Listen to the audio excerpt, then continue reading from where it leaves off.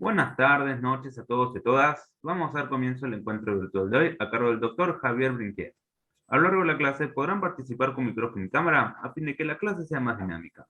Como primer paso, para una mejor comunicación, les recomendamos aclarar su nombre y apellido. Posicionándose sobre su nombre, aparecerá la opción renombrar. De esta forma podrán cambiar en el caso sea necesario. Para que la clase se desarrolle de forma ordenada, recomendamos abrir el micrófono cuando quieran participar y luego cerrarlo para evitar que se produzcan ruidos ajenos a la clase. Por último, ante cualquier duda o dificultad, pueden escribirme por medio de chat privado para ayudarlos. Muchas gracias y cuando quiera, doctor, puede comenzar. Bárbaro, muchísimas gracias. Quiero primero saber si me están escuchando bien y si se ve bien la clase. Si me dicen, me dan un ok, empezamos la clase sin ningún problema. Bien, perfecto. Bueno, buenas noches a todos. Vamos a hablar hoy sobre las características anestésicas y analgésicas en los felinos. Esta es una clase que me gusta darla porque más que nada doy no tanto la parte dura que la científica, sino también doy parte de mi experiencia a lo largo de estos años en tener pacientes felinos todos los días y ver todas las reacciones que tienen y cómo poder manejarlos sin ningún problema. Obviamente vamos a hablar un poco de lo que está ahora, lo que es, vamos a hablar también de mitos y realidades de lo que a mi entender era lo de la facultad y parte de desmitificar algunas cosas que se decían hace unos años. Así que bueno, vamos a empezar. Lo primero que quiero decir que tanto en anestesia como en analgesia hablamos de diseños de estrategias de trabajo. No vamos a hablar de otra cosa de que no sean estrategias de trabajo. Porque trabajar en anestesia y analgesia no solamente implica drogas, implican un montón de cosas que a mi entender son tan o más importantes que son las drogas en sí. Entonces, hablamos de diseño de estrategias, hablamos de que esas estrategias tienen que estar acorde a cada paciente. Siempre es algo que se arma a partir del paciente que tenemos sobre la camilla o en la jaula o donde sea. No podemos hablar de, vamos a anestesiar un apiómetro, vamos a anestesiar un paciente politraumatizado o vamos a hacer analgesia en un animal séptico. No, vamos a tener animales a las cuales vamos a tener que hacerle tanto anestesia como analgesia. Por eso se habla de estrategias más que de protocolos. Por eso hablar de protocolos, yo lo tomo como algo del pasado, donde en los 80, principios de los 90, y ahí ya delato mi edad, se hablaba de protocolos anestésicos, protocolos analgésicos, con suerte se hablaba de protocolos analgésicos. Entonces, hablar eso del pasado. Entonces, lo que debemos hacer es tomar una máquina del tiempo e ir hacia el pasado, hacia el presente y hacia el futuro. Salir del pasado, donde se hablaba de protocolos, donde se hablaba de esta droga, la otra droga. Hay cosas que cambiaron por completo. Debemos salir de hablar de estrategias o de protocolos, más que nada de protocolos, o de usar drogas del pasado, de hace 30 o 40 años atrás. Debemos modernizarnos. Por eso, ver la posibilidad de ir hacia el futuro de la mejor manera posible. Salir del estado de confort y poder trabajar de la mejor manera posible. Entonces, vamos a empezar a hablar de los primeros conceptos que son las premisas, principalmente de toda estrategia de trabajo. Lo primero que tenemos que hacer es ver la historia clínica, ver antecedentes, ver lo que se hizo de ese animal, todo el historial que tiene esa historia clínica. Porque muchos datos son importantísimos a la hora de manejar una estrategia de trabajo. Hacer un examen clínico físico completo. La clínica es la que nos va a decir muchas veces qué tenemos que hacer, cómo debemos trabajar y todas esas cosas. Entonces, a partir del examen clínico, ver qué estudios complementarios necesitamos para poder trabajar en ese paciente. No hacer al revés, como estoy viendo que está pasando y lo veo a nivel de todos lados, no solamente acá en Argentina, de, qué sé yo, por ejemplo, tener un paciente para una cirugía de piómetra, por ejemplo, y pedirle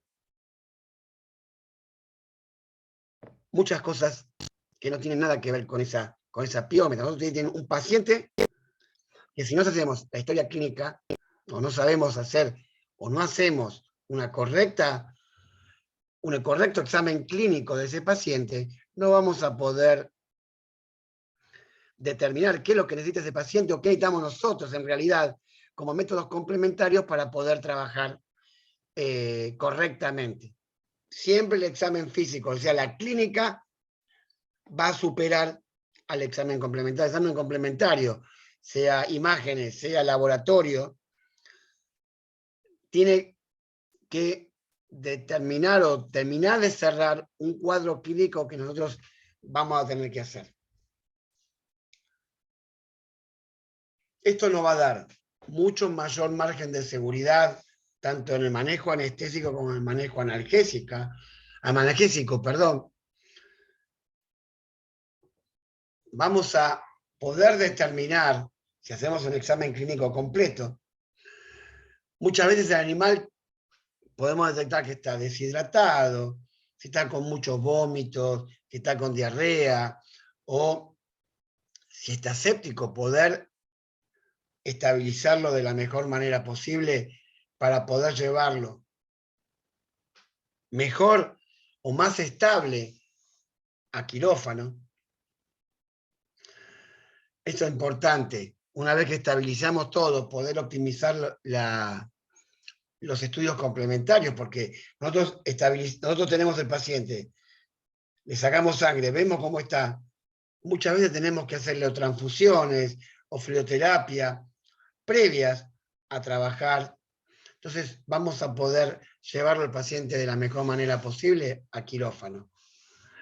Una vez que hacemos todo esto, poder después, recién ahí, mejorar o decir qué es lo mejor para ese paciente. Y lo más importante, porque si no después se nos vienen los problemas encima, poder determinar los riesgos y decírselos a los propietarios o tenedores. Poder decirle a los propietarios, mire, si entra quirófano, puede pasar esto, esto, esto y esto. Si no entra quirófano, puede pasar esto, esto y esto. Muchas veces la determinación la tienen que hacer los dueños. Uno les dice todo lo que puede pasar, todos los riesgos. Y si la gente duda, yo muchas veces prefiero postergar postergar hasta que no estén convencidos los propietarios. Y algo muy importante que tenemos en contra en los últimos años es el tema de Internet. La gente mira mucho por Internet, por eso hay que ir de frente y poder decirle a la gente todo de entrada, lo que puede pasar, lo que no puede pasar. No meterse en el bolsillo de la gente porque puede, no le voy a pedir esto porque la gente no lo puede pagar. No sabemos qué puede pasar. Nosotros tenemos que tirarle todo el arsenal que hay que hacer o todas las cosas que hay que hacer a un propietario o tenedor responsable y después que ellos decidan si hacen o no hacen. Vamos a hablar un poco del riesgo, que es la probabilidad de que el paciente no sobreviva a las acciones, tanto anestésicas, pero principalmente que quede con secuelas. Está muy bien estudiado esto en medicina humana, no en veterinaria. Todas las consecuencias indeseables, tanto permanentes como transitorias. Hay estudios en medicina humana que hablan de todas las consecuencias a largo plazo de un mal manejo, principalmente analgésico. Todo lo que puede transcurrir a través de la inmunosupresión intraquirúrgica, los trastornos que puede traer, el impacto que puede traer a largo plazo a nivel renal, cardíaco, cerebral o cardiovascular.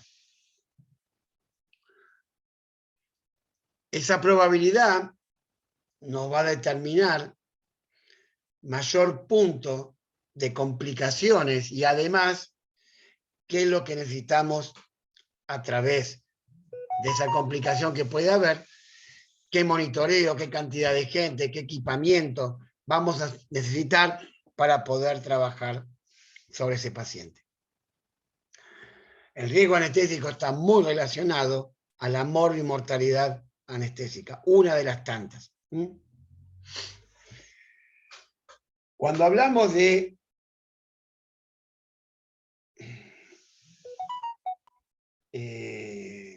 tranquilizarnos y poder disfrutar la anestesia, es ver la posibilidad de sacarnos los miedos, porque si estamos trabajando bajo presión, que no nos gusta hacer la anestesia, que le tenemos miedo a ciertas drogas, que ante el primer cambio a nivel del medio interno o a nivel cardiovascular o a nivel respiratorio nos ponemos nerviosos, es preferible poder estar al lado de alguien o aprender de alguien con más experiencia al principio y poder ir lentamente saliendo del estado de confort, que es a usar siempre las mismas drogas y a usar siempre los mismos protocolos. Entonces,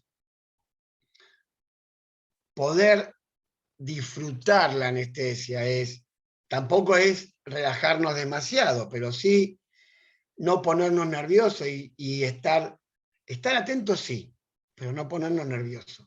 Lo mismo para poder trabajar con la parte analgésica. Vamos a empezar a hablar un poco de las drogas utilizadas principalmente en felinos y que son de todos los días y que les voy a hablar un poco desde mi experiencia, cuál le tengo más, no confianza, sino que me dan más seguridad unas que otras. Entre ellas están las tranquilizantes mayores, y dentro de los tranquilizantes mayores, para un felino, la que más uso es la levomepromacina. ¿Por qué? El felino tiene una particularidad que yo vi durante todos estos años de trabajo, y que es que un felino que no puede dominar su cuerpo lo más rápido posible se pone más nervioso, más estresado, ataca a quien se le acerca. Entonces,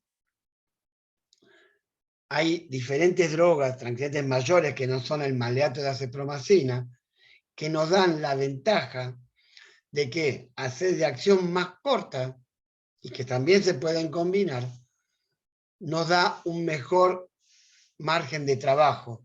Y esa droga es la levomepromacina. Los tranquilizantes menores, que después vamos a hablar principalmente del diazepam, con las características que lo conllevan a tener algún cuidado con respecto a su manejo.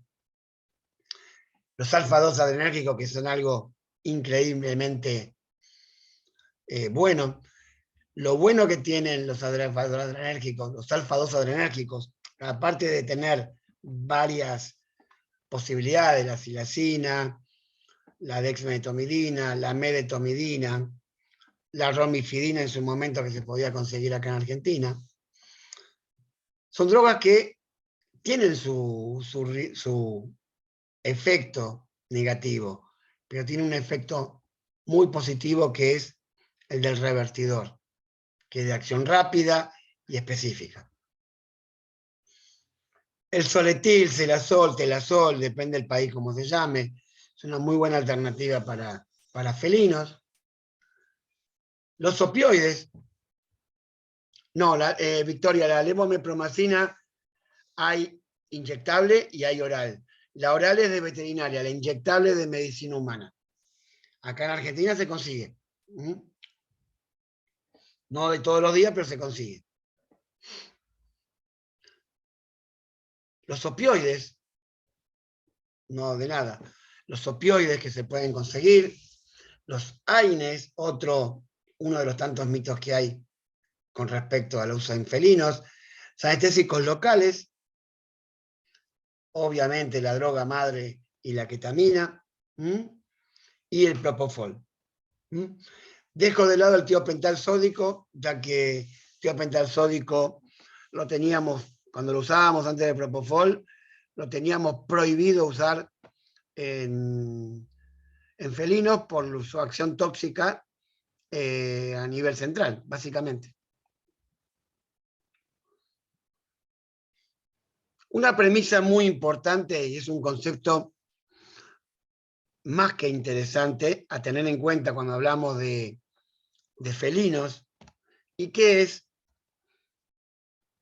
que los felinos no son perros chicos. Son muy grandes las diferencias entre un felino y un canino, digamos si quieren del mismo peso. Son muchas las diferencias. Y vamos a ver a lo largo de esta charla cuáles son esas diferencias y que lo hacen y hacen que podamos trabajar de diferentes maneras y tener en cuenta muchas cosas. Vamos a hablar del manejo, que es diferente en el felino. Vamos a hablar de drogas, principalmente las diferencias son farmacocinéticas y farmacodinámicas. Vamos a hablar de la intubación, qué características tiene el felino. Vamos a hablar de los circuitos, pero muy general. Ya van a tener, o tuvieron, no me acuerdo, una clase sobre circuitos anestésicos, anestesia inhalatoria. Vamos a hablar de la recuperación, que es algo súper importante y que hace muchas veces a una muy buena recuperación. Manejo, principalmente del estrés, de la agresividad, y ver cómo podemos hacer que el animal poder transportarlo de alguna manera sin que se estrese, que baje un poco, como decimos acá, los decibeles que están estresados por el viaje o por el traslado dentro de un vehículo, o el estrés mismo en la veterinaria por estar escuchando a veces ruido de perros. Entonces, el manejo principalmente que se pueden hacer en felinos son antidepresivos tricíclicos, anticonvulsivantes como la gabapentina. Yo uso más la gabapentina a 10 miligramos kilo. Hay un trabajo que habla de 100 miligramos totales, pero yo he visto y lo he comprobado que usando 10 miligramos kilo en un paciente, 90 minutos antes de llevarlo a la veterinaria, el animal se siente muy tranquilo, y lo he notado en pacientes fácilmente estresables, y lo he notado en pacientes agresivos, pacientes que no se dejan tocar. 90 minutos antes de llegar a la veterinaria le dan 10 miligramos kilo de gabapentina, el animal se puede manejar sin ningún tipo de problema. Y también se le puede dar levomepromacina 1 hora y media antes de poder traerlo a la veterinaria. Acá lo podemos manejar entre 0,5 miligramos kilo y 2 miligramos kilo. Va a depender del tipo de paciente que tengamos.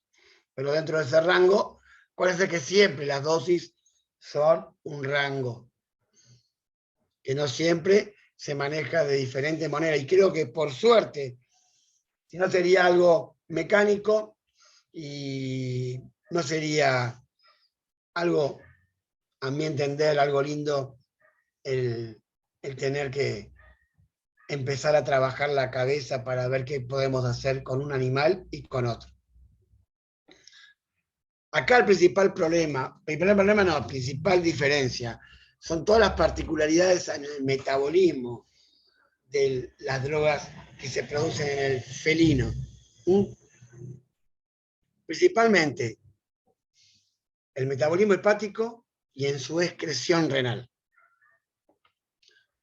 Sabemos que la mayoría de las drogas, como los derivados fenólicos principalmente, tanto el propofol como los ácidos, como los AINES, se metabolizan a través del ácido glucurónico.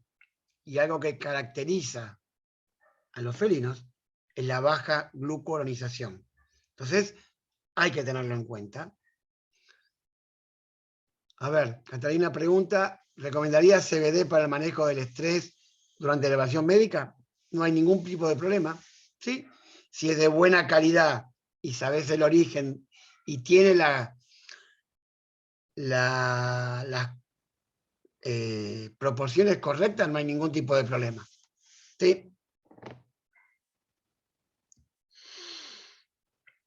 También la diferencia está en la citocromo pre-450, donde las benzodiazepinas se metabolizan a través de estos citocromos,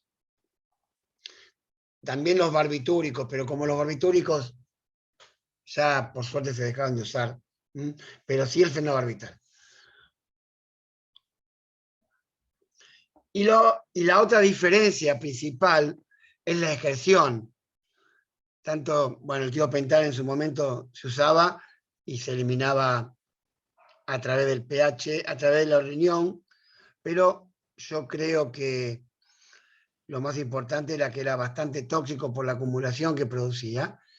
Pero es muy importante saber que si un animal felino no puede orinar o tiene insuficiencia renal, hay que tener cuidado con la ketamina. Hay algo que pasa mucho en el felino, y en el perro también pasa, que tenemos miedo muchas veces a dar opioides, que tenemos muchas veces miedo a usar propofol, y no le tenemos miedo a la ketamina, y le damos ketamina a troche y moche, como decimos. Entonces, hay que tener cuidado. He tenido algunos felinos que teníamos que entrar para uretrostomía, y en clínica lo querían, obviamente lo querían sedar para poder ver si podían sondearlo, y le dieron ketamina a dosis habituales de sedación con midazolam, y esa ketamina duró no menos de 5 o 6 horas, porque el animal no orinaba. Al no orinar, no puede eliminar la ketamina seguía dando vueltas en el organismo. No es que no se pueda usar la ketamina, sino que tenemos que reducir considerablemente las dosis. Acá hay otra diferencia, en la fase 2 también. El gato no tiene la UDP, glucuroniltransferasa, que es la que produce el metabolismo del ácido acetilsalicílico, del calprofeno, entre otros, y del acetaminofén. Tampoco existe cantidades de acetiltransferasa y metiltransferasa, y por eso se produce la metahemoglobina a través del acetaminofén. Entonces, es muy importante tener en cuenta todo esto, porque no es cualquier cosa el gato. Farmacológicamente es otro individuo completamente diferente, de parte de ser especies. Y acá están los trabajos que hablan de la citocromo P450 y las diferencias en el metabolismo de los felinos con respecto a los caninos. Entonces vamos a hablar también qué características tienen las otras drogas con respecto al uso en felinos. Y acá me quiero referir a 3 mitos que por lo menos cuando yo salí de la facultad estaban vigentes. 1, no use AINES en felinos, porque los matás. No uses dipirona en felinos, porque los matás. Y no uses silacina. Cuidado con la silacina, porque haces paro cardiorrespiratorio. Esos 3 mitos, por suerte, se fueron despejando. Y hay muchos trabajos desde los años, esto estamos hablando 80 y 90. Por suerte se fue mejorando esto y ya se empezó a trabajar con AINES, con dipirona y con silacina. Y obviamente la silacina tiene 40 y pico de años en el mercado. Se fue mejorando a ser más específico drogas de la misma familia, como la dexmetomidina, como la medetomidina, que fueron más específicos y tienen menos impacto a nivel cardiovascular. La dipirona, la dosis que yo uso es de 10 miligramos kilo, cada 8, cada 2 o cada 24. ¿De qué va a depender? Del estado general del paciente. Pero en general, más cada 12 y 24 horas que cada 8 y 12 horas. Siempre que hablamos de dipirona, hablamos de la sal sódica. Las sales fenólicas, no. Y acá están todos los trabajos que se fueron dando de por qué sí usar la dipirona y por qué yo creo que más que un mito es algo que fue un corre-veidiles de los laboratorios, de por qué no se podía utilizar, pero a partir del año 2000 en adelante se vio que tiene actividad opioide, actividad cannabinoide, que a nivel central, a nivel de la COX-3, muy buen antiinflamatorio. Vías independientes que trabajan a nivel independiente de la prostaglandina. Entonces, son muchos más los beneficios que los no beneficios en realidad. A ver si me da bolilla. Acá está. Es parte, este trabajo de Jung del 2007 habla de la dipirona como un componente esencial, principalmente de la analgesia multimodal, combinándolo con AINES y con opioides. También combinándolo con morfina, otros trabajos, con ketoprofeno o carprofeno, y que en el 2011 hicieron un trabajo para el dolor postquirúrgico o dolor postoperatorio en animales en general. Y que este trabajo es el más viejo de todos, que habla que es útil en dolor visceral. En resumen, un mito que se cae y que es el uso de la dipirona en gatos. No digo a dosis elevadas, en la mitad de la dosis o un poquito menos de la dosis de perro, y usarlo cada 12 a 24 horas en combinación con otras cosas, obviamente. Vamos a los AINES. Los AINES actúan tanto en COX-1 como COX-2. En la actualidad nos manejamos más con los COX-2 específicos que los COX-1. Tener en cuenta que los AINES, como dijimos recién, sufren el metabolismo con ácido glucurónico, que se eliminan por vía renal. A ver, Ivette, cualquier dipirona de cualquier marca o alguna que tiene un vehículo que no puede... Lo principal en felino, que sea una sal sódica, principalmente. Tiene que ser sal sódica, es la única, porque hay algunas sales que son fenólicas, y a esas hay que tener cuidado. Entonces, no cualquier dipirona se puede utilizar en felinos. Tengo entendido que la dipirona se puede usar más de 3-4 días en felinos. ¿Eso es real o a dosis bajas? La dosis que yo te doy de esa de 10 miligramos kilo, yo la usé hasta 5 días sin ningún tipo de problema. Siempre en combinación. Si vos la combinás con AINES o con opioides, o las tres juntas, vas a bajar todavía más la dosis y vas a tener menos efectos colaterales. Eso se llama analgesia multimodal. Los AINES en felinos se usan a baja dosis y los intervalos posológicos no son tampoco lo mismo que para perros. ¿Quedó claro esto del tema de la dipirona? A ver, un segundo que estoy viendo esto, que me van entrando las... Dosis analgésicas antipiréticas en gatos son distintas o la misma. No. La dosis es 10 miligramos kilo y también puede ser 8 miligramos kilo. Se puede bajar si está combinada.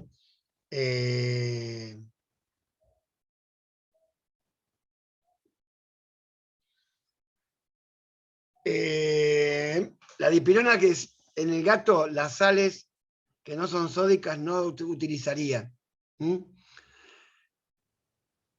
Se puede utilizar oral, subcutánea o intramuscular. Es indistinto. Porque hay, por lo menos acá en Argentina, hay sales orales para felinos. En caso de manejarse a dosis altas, ¿qué efectos? Todos los efectos indeseables de la dipirona: vómitos, diarreas, intoxicaciones a nivel hepático, principalmente. Pero vómitos incoercibles, diarreas y hepatitis inflamatoria por ese cuadro de acumulación de la dipirona. Perdón. Bien. Ahí está.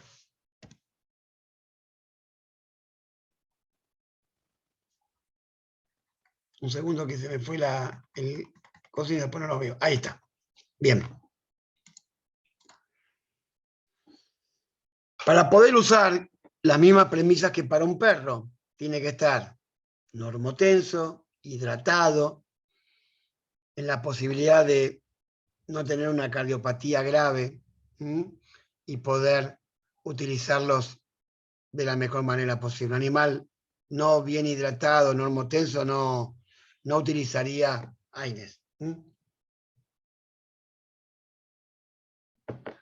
Acá están dos de los journals, un journal y unas directrices de la Asociación Mundial de Felina, donde hablan de la utilización de los AINES en felinos. Y las directrices estas son del año pasado, creo, si no me equivoco, que habla de la utilización de los AINES a largo plazo. Tuvieron que venir personas con apellido inglés o apellido no latino, digamos, a decirnos cómo tienen que usarse los AINES, y ya muchos hablaban ya de poder utilizarlos a diferentes dosis, con mayores intervalos posológicos y dosis mucho menores. Acá está lo de la asociación, que habla del uso del carprofeno, ketoprofeno, meloxicam, probenacoxib, que no tengo experiencia, yo por lo menos acá en Argentina, pero si pueden conseguir, acá les dejo de vuelta la página, donde habla de todas las directrices de cómo utilizar los AINES a largo plazo sin ningún problema. Los efectos colaterales de los AINES los sabemos todos: gastroenteritis hemorrágica, vómitos incoercibles,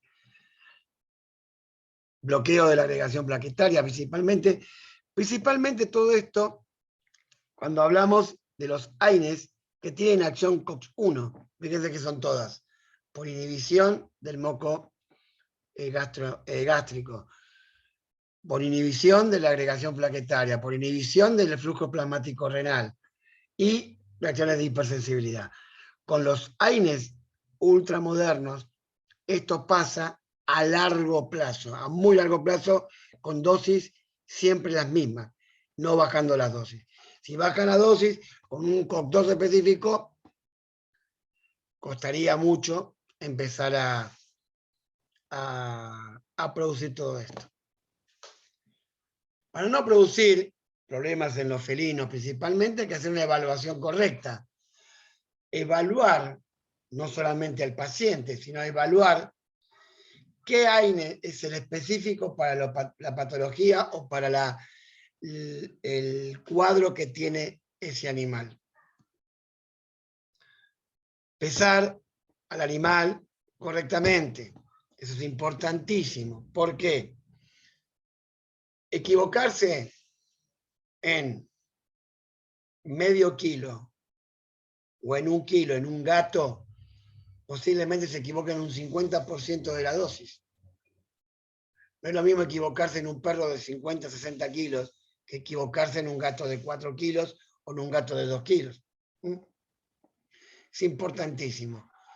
Siempre trabajamos con la dosis mínima efectiva, con intervalos posológicos que sean lógicos. No vamos a dar un AINE cada 8 horas o cada 6 horas en un felino. Vamos a dar cada 24, cada 36, cada 48 horas. Siempre hablamos de hacer protección gastrointestinal. Y además, lo más importante, una vez que empezamos a dar el AINE, hacer controles periódicos de ese fármaco. Al igual que hacer los controles en los pacientes para ver cómo está esa estrategia analgésica que estamos trabajando con el animal. Hay que hacer los controles para ver si el AINES está trabajando de forma correcta o está afectando al paciente. Si empezó con vómitos, con diarreas inconversibles, a veces con sangre. Algo está pasando. Vamos a ver las características que tiene tanto la ketamina como la benzodiazepina, principalmente el diazepam. En hembras gestantes con dolor agudo por algún trauma, ¿qué fármacos serían recomendables y cuáles? Va a haber una clase de hembras gestantes, entonces no me quiero adelantar a esa clase. En caso de los AINES, ¿qué dosis recomendaría en felinos de meloxicam y qué intervalo? Mirá, intervalo de meloxicam cada 12 horas mínimo, cada 24 horas, perdón.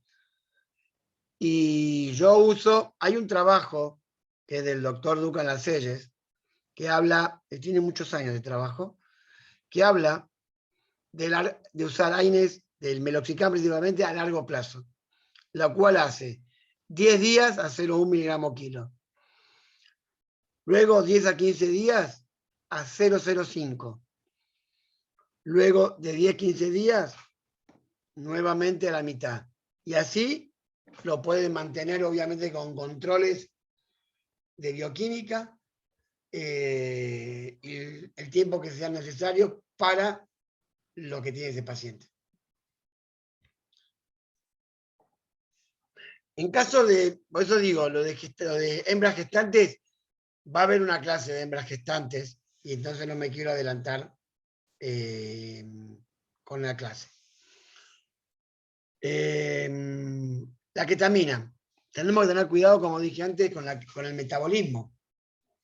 Es una droga que en felinos se elimina por vía renal. Además, tener cuidado porque en cardiópata, principalmente por cardiopatía hipertrófica, el paciente, y lo digo porque me pasó, yo sin saber que era una cardiopatía hipertrófica en un cachorro,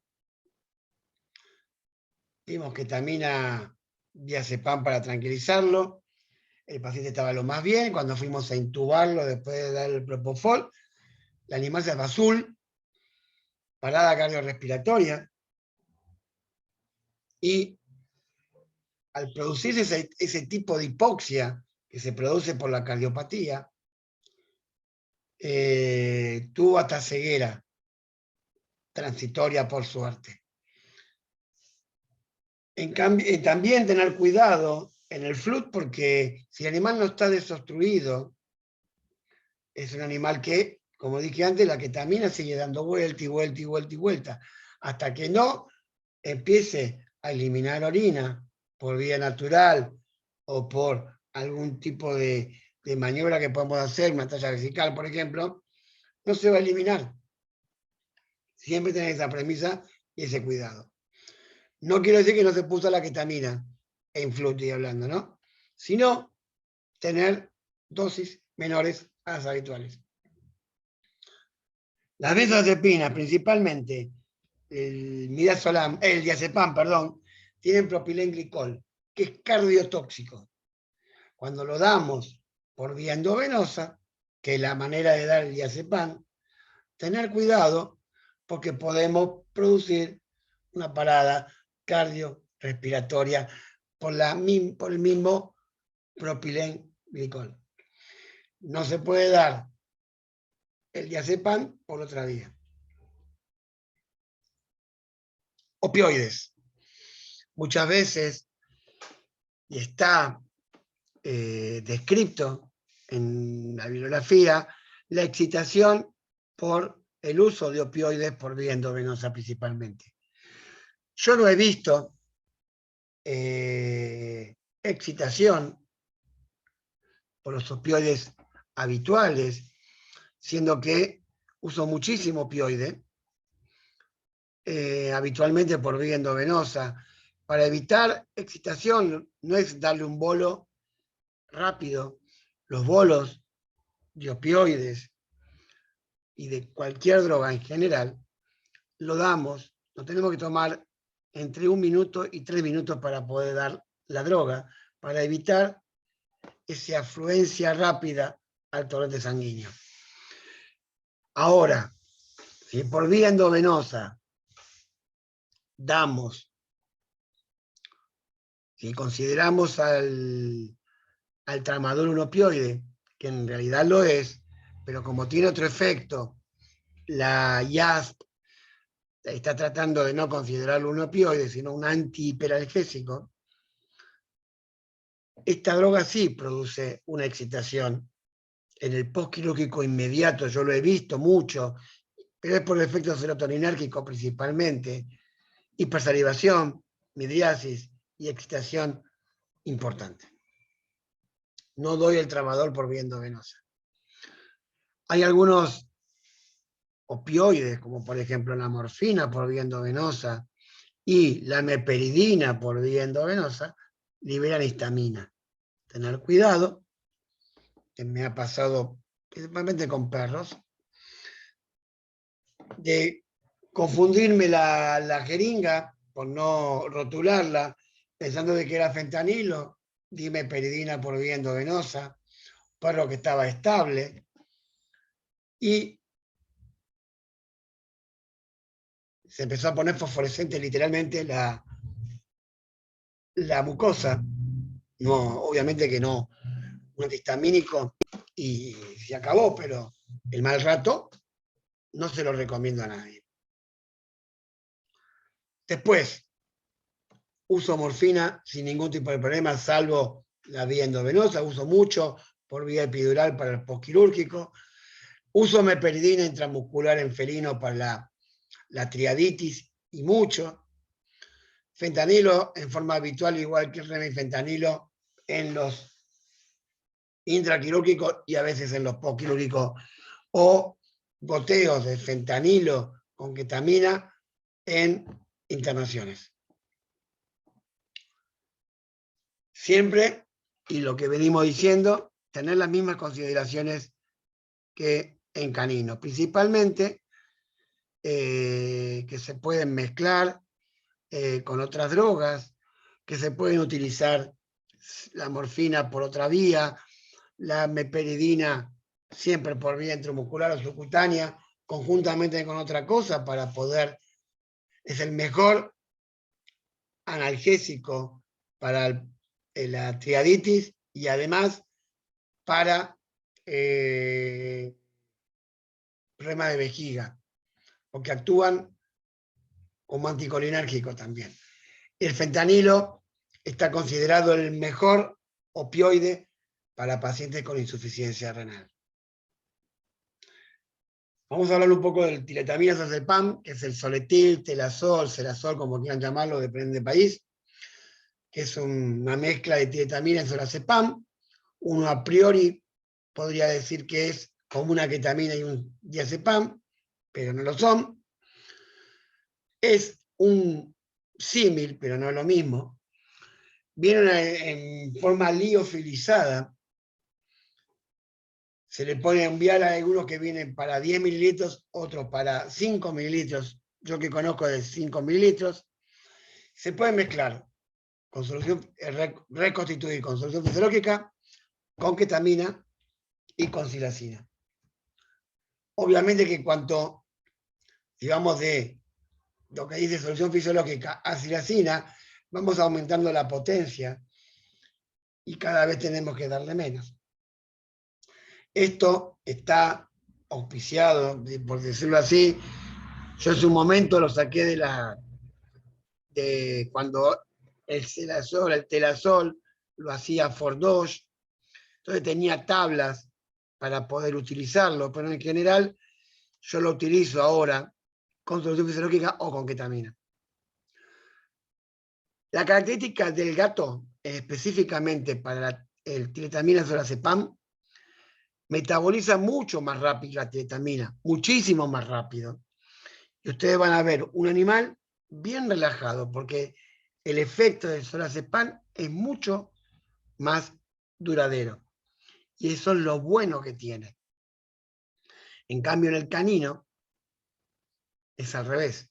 El solazepam se va rápido, queda como si fuese ketaminizado, digamos así. Yo en general, la dosis recomendada por el laboratorio es de 7 a 9 miligramos kilo. Yo en general lo uso a mucho menos, a la mitad por los 3 miligramos kilo, no más que eso. No más que eso. Y me funciona bien. Es más, vamos a hacer una confidencia. Lo he usado allá por los 90 a 5 veces la dosis. No sabíamos nada de la droga, la utilizábamos como podíamos y lo he usado a 5 veces la dosis. Los animales cardiovascularmente estables y en vez de quedar un postquirúrgico con 1 hora y media, levantarse y estarlo más bien, 5, 6, 7 horas después de la cirugía, recién empiezan a levantar la cabeza. Es una droga, es una combinación de drogas bastante amigable. Obviamente que se pueden hacer, sumar a todo esto, bloqueos locorregionales. Acá traje 2 trabajos del doctor Otero, donde hablan de los bloqueos locorregionales, tanto en miembro anterior como en miembro posterior, en pared abdominal, en pequeños animales. Acá donde vivo, para las campañas masivas lo restituyen con 5 mililitros de ketamina y 5 al 10. Pregunta, o sea, usan en el mismo frasco, Mario, 5 y 5, 5 mililitros de una y 5 mililitros de la otra. Y lo usan por vía endovenosa a 0,01 mililitro kilo. Buena. No sé si temerario, pero la silacina al 10% le tengo respeto. Si 4 mililitros de eso voltean y noquean a un caballo o noquean a una vaca de 400 kilos, yo me quedaría tranquilo con el uso de esa silacina al 10% en felinos. Y principalmente en pacientes añosos. Entonces, o le pondría silacina, pero la del 2%, o le pondría ketamina. Nada más. No sé si mucha adrenalina, pero hay que pensar en los pacientes. La silacina al 10% es mucho para los felinos. Es demasiado potente. 0,3 mililitros o 0,4 noquean a un animal de 40 kilos y lo noquean de verdad. Yo usaba muchas veces la silacina en ROT, en pacientes San Bernardos, pacientes muy grandes. En un gato es complejo. Por lo menos, desde mi experiencia, es muy complejo. Se hace silacina al 10% en un gato. Todavía no pude dilucidar, yo creo que es por un tema de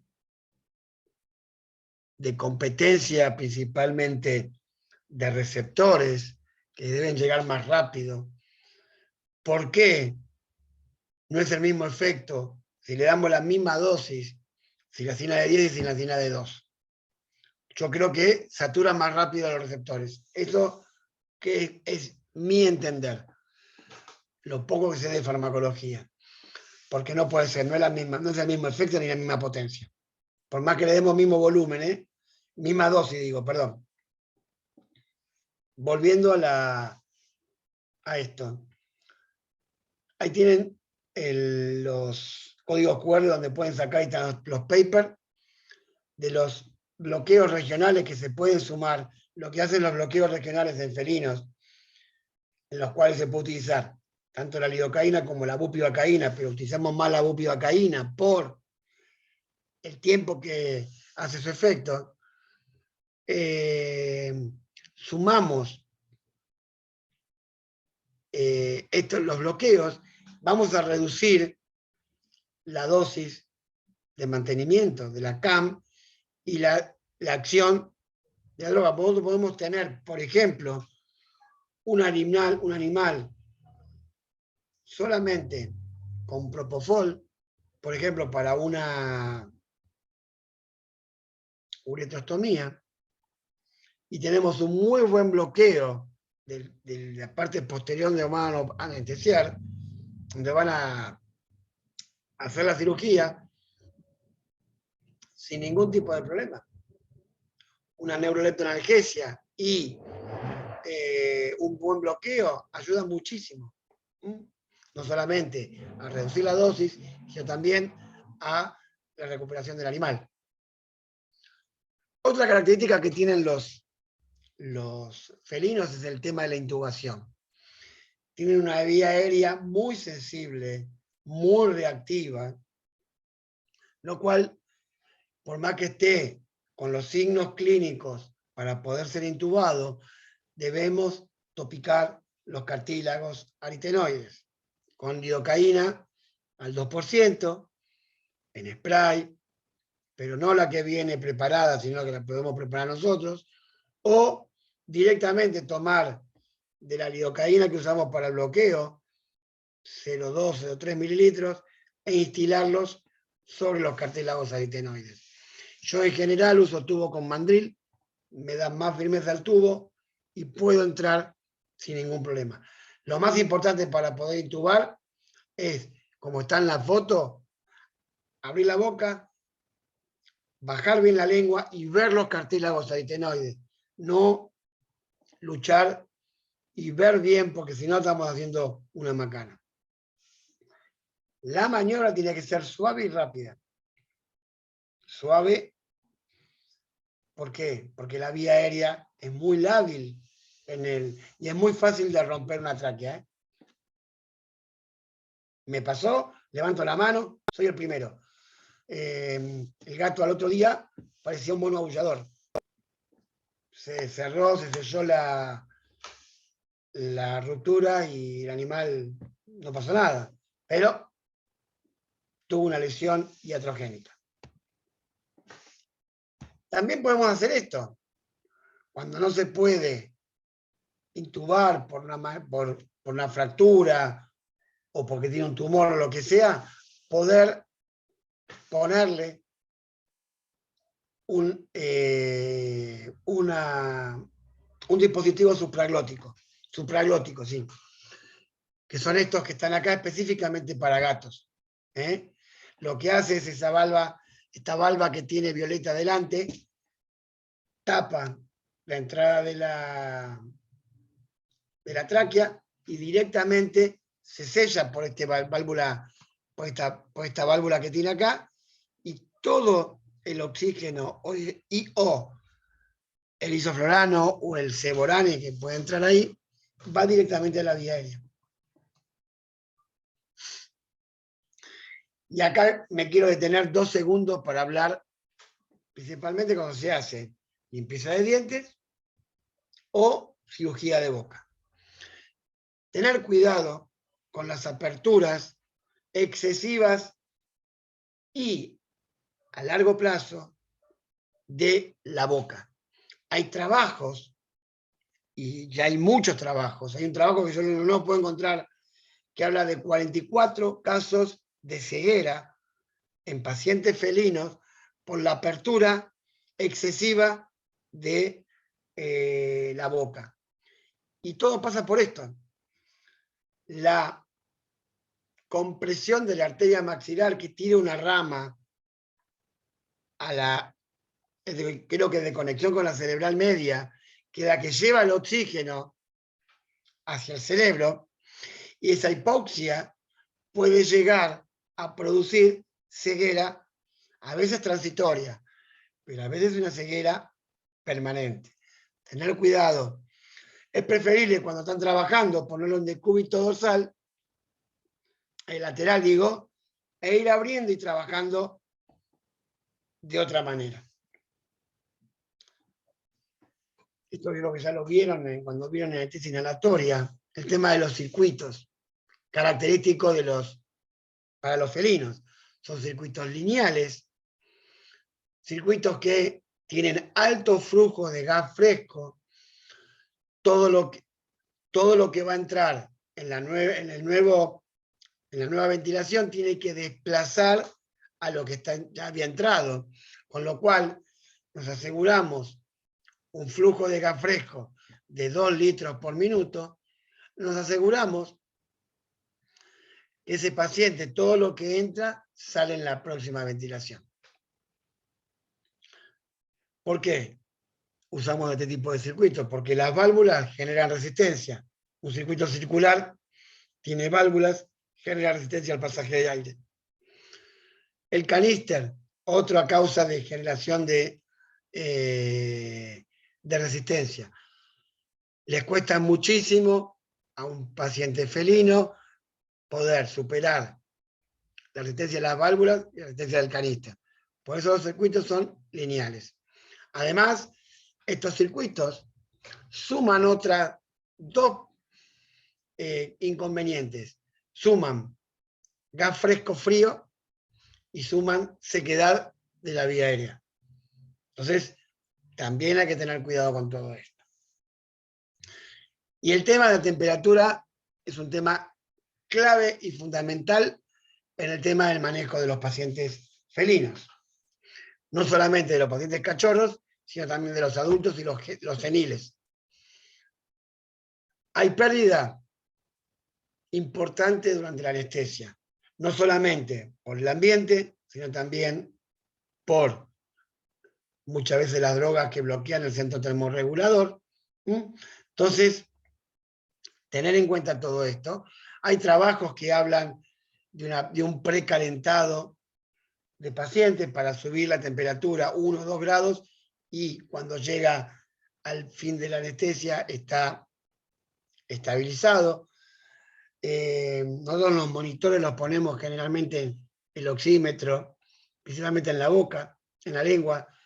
Si la lengua queda mucho tiempo afuera, en el gato en especial, hay enfriamiento muy rápido de esa lengua, con lo cual muchas veces ponemos gasas entibiadas para que mejore la circulación y los valores que nos den ese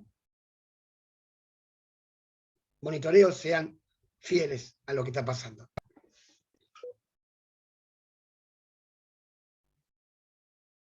¿Dónde está? También la frioterapia tiene que ser atemperada, es fundamental eso, porque si no, enfriamos el paciente. Hay muchas causas de enfriamiento, no solamente por los fluidos, sino por el ambiente, por no aislarlo de la camilla, las drogas, el circuito. Tiene que estar aislado de la camilla, no poner el animal sobre una camilla fría, poner, aunque sea una toalla seca para aislarlo. Después, como está en la foto, poder ponerle dedo de guante en los miembros, la fluidoterapia, la temperatura del quirófano, que tiene que ser de 24 grados, no 16 ni de 40, pero sí 24 grados. Si el cirujano tiene mucho calor, que haga la cirugía y no se ponga a charlar. Si se muere de calor principalmente, que es en el verano, ponemos el aire acondicionado a 24. Eso no lo transo por nada del mundo, porque después, en la recuperación, el cirujano no está. Está después para hablar con la gente, pero no para la recuperación del paciente.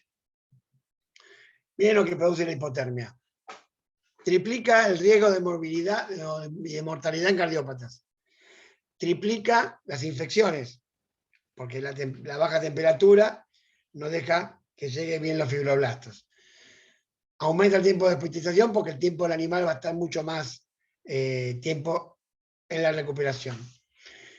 Mayor significación en la pérdida de sangre porque la hipotermia retarda el tiempo de coagulación. Van a necesitar más transfusión y un montón de cosas. La hipotermia es algo que está complicando muchas veces en las cirugías en los felinos. Monitoreo, miren todo lo que... Este video habla de, principalmente, es un perro, ¿no? Pero quería mostrar el manovacuómetro para no producir en los pacientes un barotrauma. Sí, Mario, que la hagan en short. Tienen calor enseguida empiezan con calor. Hipotermia, bradicardia. Y hay que levantar la temperatura principalmente. Hay que levantar la temperatura, mantenerla lo mejor posible. Y la bradicardia responde a esa... hay que levantar la temperatura principalmente. No queda otra. Acá tienen, en la otra foto, miren, el termómetro que mide la temperatura de la vía aérea, el capnógrafo y el monitor, y el oxímetro. Entonces, y este cable que está acá, el electro. Y acá está de vuelta. El monitor, el capno. A ver, un segundo. El circuito. Entonces, es algo fundamental el tema de la recuperación y el monitoreo exhaustivo en un paciente felino. Postquirúrgicos. mantener la temperatura ambiental a 24 grados, cubrir al paciente, mantener el cuello extendido. He visto morirse gatos, dejarlos en la... y ni hablar de los braquicefálicos en perros, ¿no? Dejarlos en la jaula o en la transportadora con el cuello flexionado hacia abajo. El animal se ahoga, se muere. Y fijarse de que no haya ruido, ni radio, ni música, ni ruidos externos por perros y todo eso, y mantenerlo con oxígeno hasta que se termine de recuperar. Y algo que estoy implementando hace un tiempo, y es,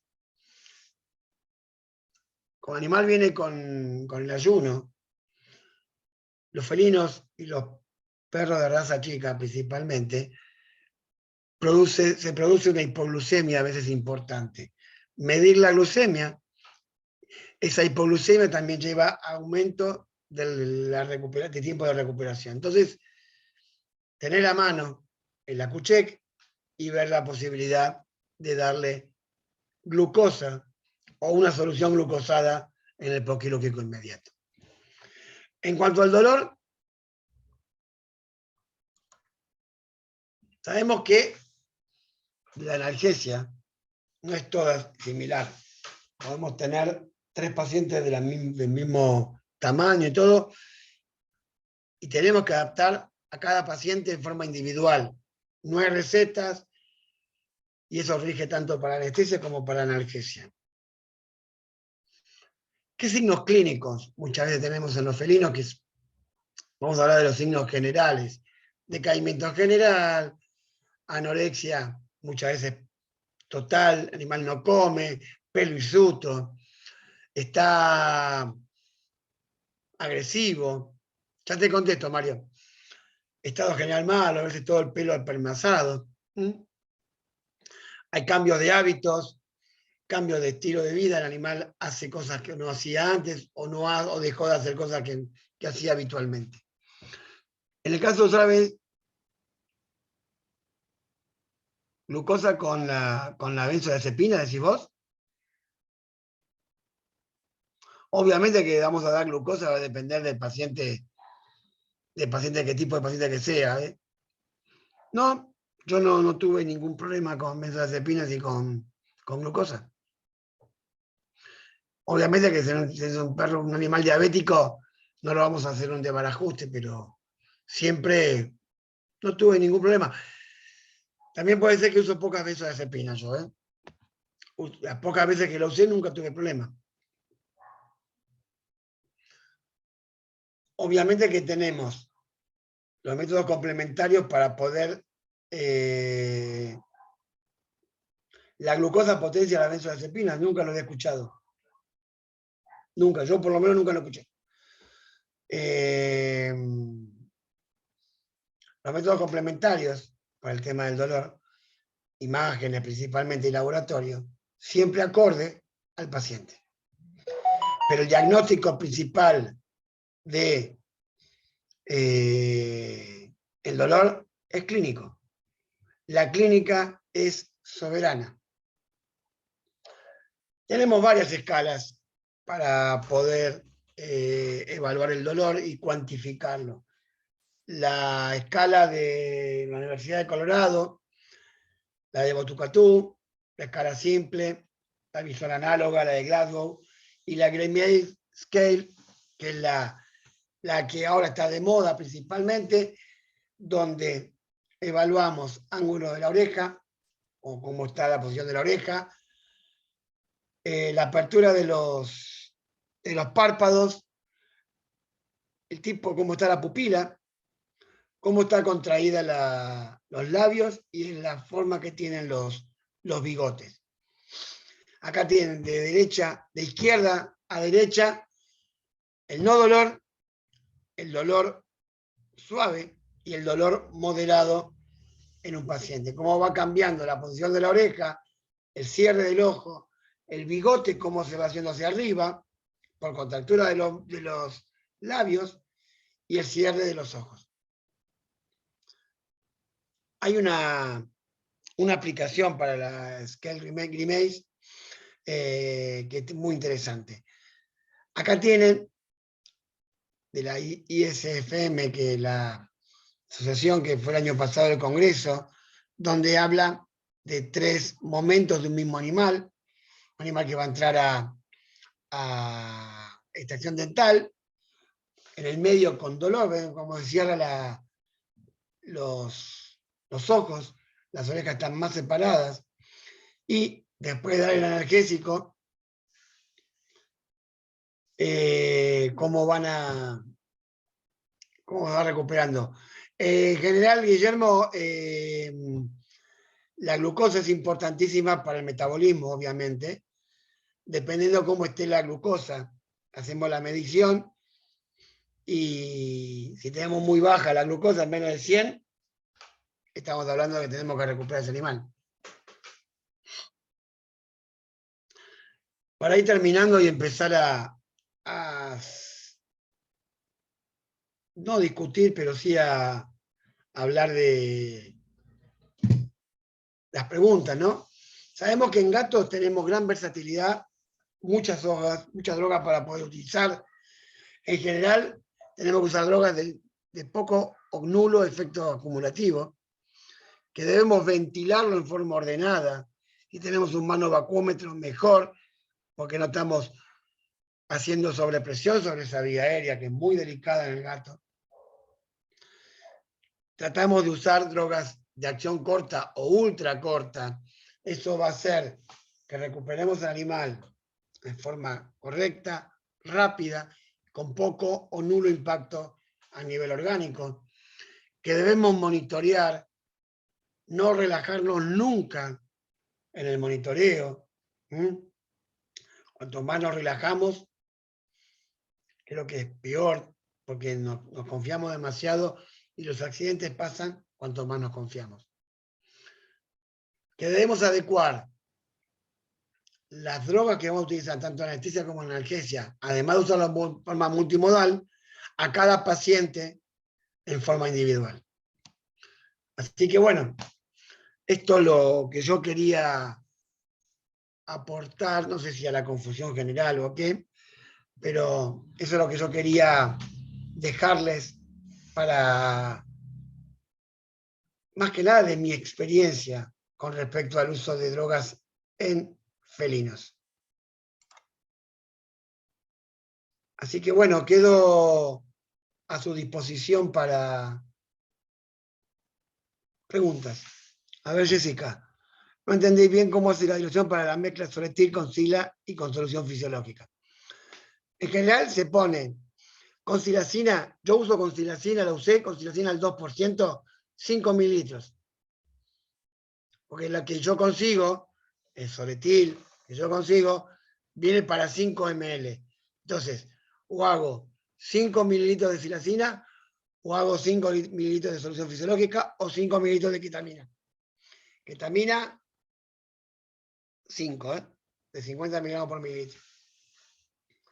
Hay, en otros países, Soletil que viene para 10 mililitros.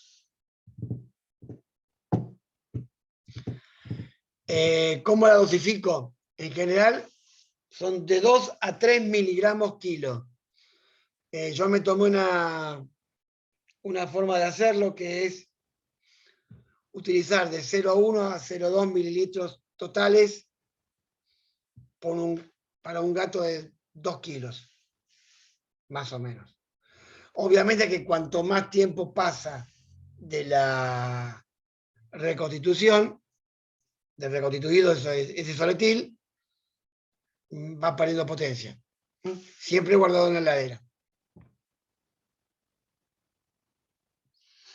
Es un muy buen, la silacina, si no tiene ninguna contraindicación en ese felino, se puede utilizar en dolor abdominal sin ningún tipo de problema.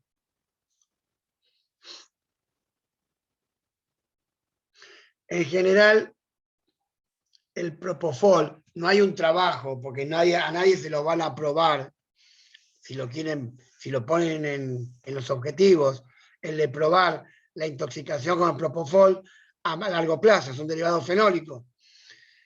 Se sabe que en internaciones en humanos, después de más de las 24 horas, empiezan los problemas de insuficiencia renal aguda. Pero no encontré yo por ahora ningún trabajo a qué tiempo después de la infusión de propofol en felinos empiezan los problemas renales.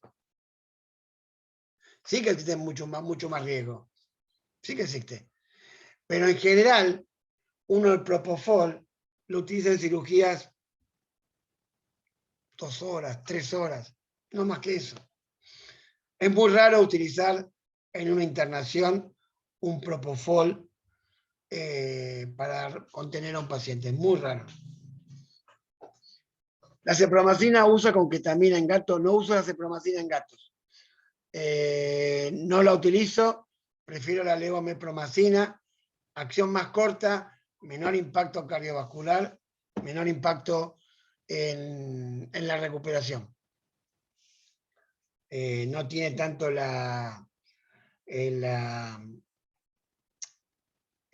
prolapso del tercer párpado y nada de eso. Me gusta más el efecto de la levomepromacina. Es de humano, Guillermo. La levomepromacina inyectable es de humano. No me acuerdo el nombre comercial, pero es de humano. Sé que en algunos países la levomepromacina, y creo que acá también hay oral. Así que se puede utilizar. Inyectable yo la uso entre 1 y 2 miligramos kilo. Si lo utilizo combinado, 0,5 miligramos kilo. 0,5 miligramos kilo. Y hablando de la levomepromacina. Yo tengo, el que quiera se los regalo, tengo frascos y frascos de acepromacina ahí abarrotadas en el bolso que no los uso. No los uso. Salvo la última vez que la usé la acepromacina y que la voy a seguir usando son en aquellos pacientes caninos que se levantan excitados, por ejemplo, los siberianos, que se levantan mal.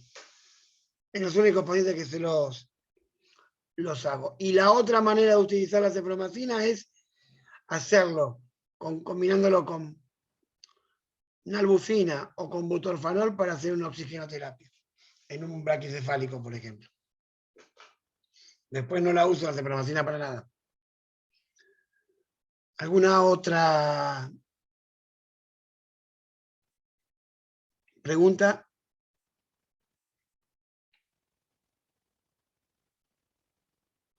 No se mezclan tranquilizantes mayores con agonistas alfa-2.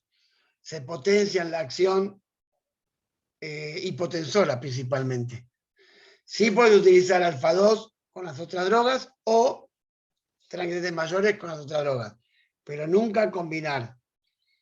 En la única especie que se pueden combinar es en equinos, nada más. Pero no en pequeños animales. Más que la excitación, lo que producen es hipotensión severa. Microbolos de acepromacina en perros muy intensos al salir de la cirugía. Sí, por eso utilizo eso en pacientes como los siberianos. Aquí se llama microbolo de acepromacina, porque eso es importantísimo saber. ¿Qué es un microbolo?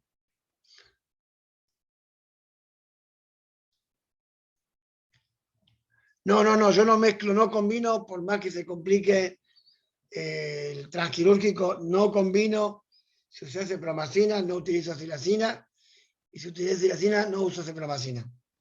Para nada. No, nunca. Si querés usarlo, usalo.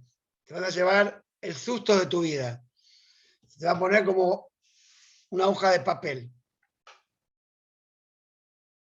Lo que carga el cono de la jeringa, de la aguja. Perfecto. ¿Qué aguja es? Porque no es lo mismo un cono verde, un cono rosa y un cono amarillo, o un cono gris, o un cono naranja. Esa es la diferencia. No todas las marcas tienen la misma cantidad. Entonces, cuando hablan, a veces me hablan de un cono de acepromacina con lo que sea. ¿Qué cono? Va a depender.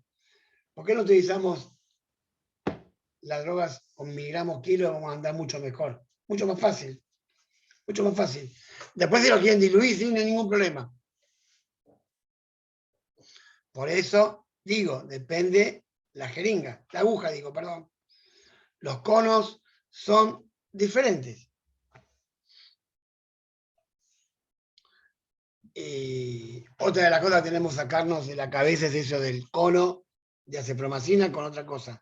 Hagamos miligramos kilo, hagamos, si quieren, diluido, perfecto, pero hagamos miligramos por kilo. Básico. ¿Alguna pregunta más por ahí, colegas?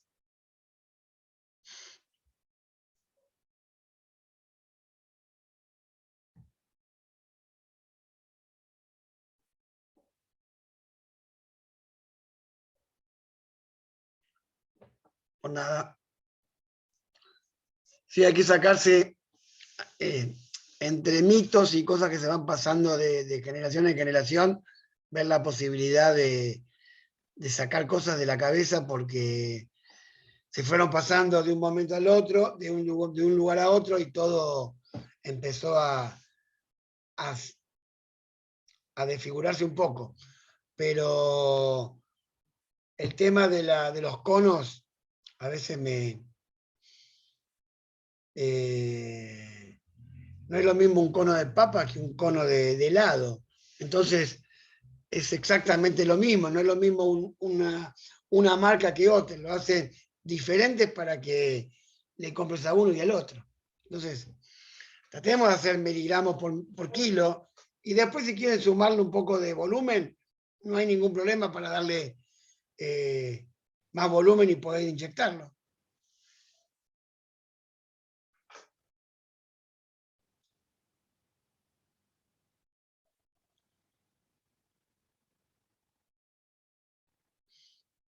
A ver, ¿se podría ocupar silacina en la medicación preanestésica en la premedicación y en la inducción, decís vos?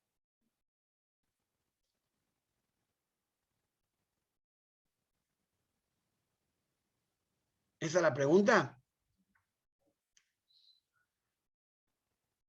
En la premedicación no hay ningún problema. Si el animal, después de que lo revisaste, está en condiciones de recibir un alfa-2, no hay ningún problema.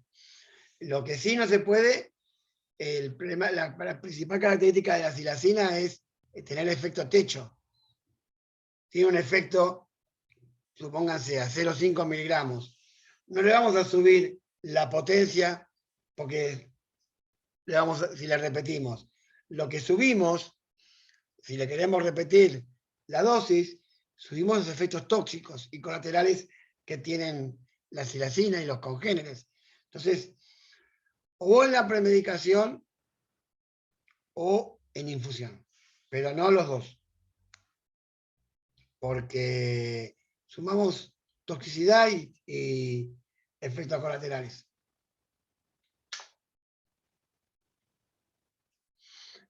En pacientes menores a 3 meses, ¿qué procedimientos cortos? ¿Qué recomienda en su experiencia?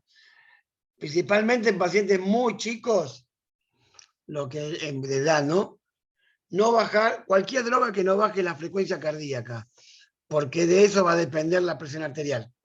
Entonces, drogas que no, cosas que no bajen la frecuencia cardíaca demasiado.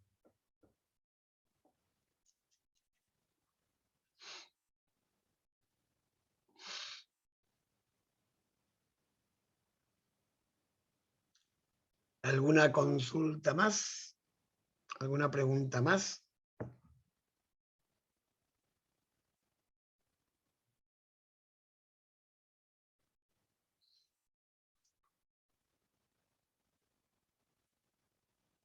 En manejo del dolor en pacientes con dolor oral crónico. Sí, ¿cuál es la pregunta? ¿Qué usar? y hay un montón de cosas.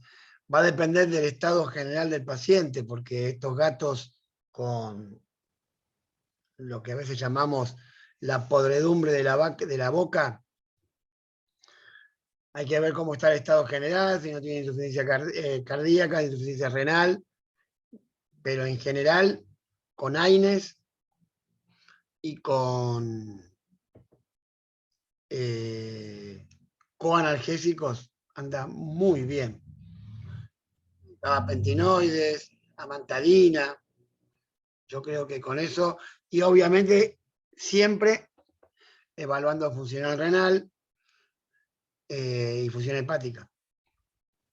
Siempre dosis mínimas efectivas en estos pacientes. Y como va a ser,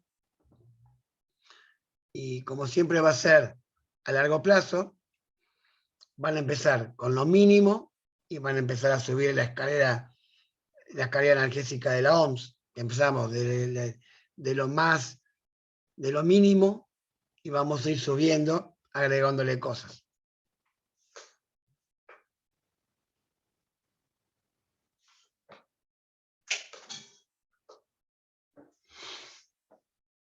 ¿Alguna consulta más?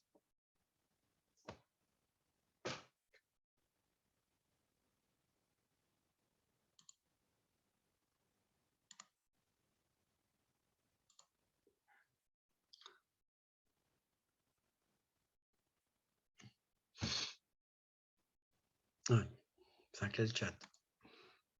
Ahí está.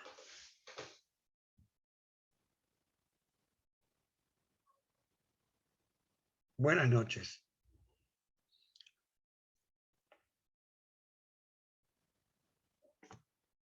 Espero que haya sido de utilidad, espero. Así que, bueno, buenas noches a todos. Nos vemos, seguimos en el chat, obviamente. Y seguramente quedará grabada la clase para que la puedan ver las veces que sea necesaria. Así que bueno, buenas noches y quedo a disposición por lo que sea necesario.